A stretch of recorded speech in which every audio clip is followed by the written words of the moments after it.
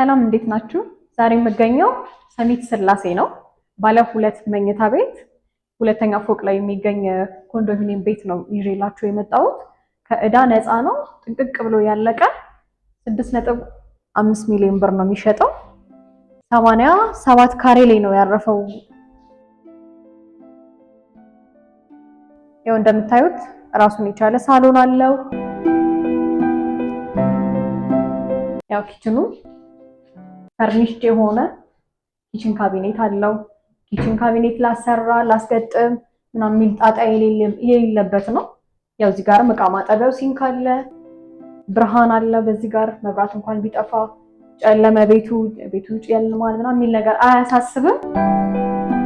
ጽድት ያለች ባለ ሁለት መኝታ ቤት ኮንዶሚኒየም ሁለተኛ ፎቅ ላይ እዚህ ጋር ያው ሻወር ቤት አለ።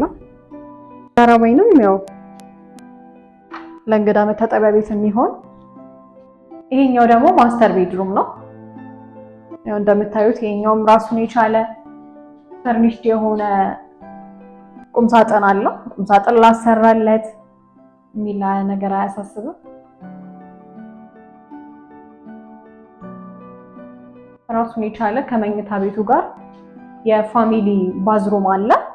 ያው ለአሁን አልገጠምንበትም።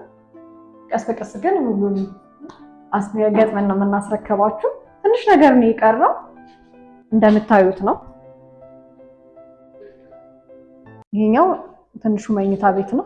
ይሄኛው ደግሞ ሁለተኛው መኝታ ቤት ነው። የልጆች መኝታ ቤት ወይንም እንግዳ ሲመጣ እንግዳ የሚያርፍበት መሆን ይችላል። ይሄኛውም እዚህ ጋር ጥሩ እይታ አለው።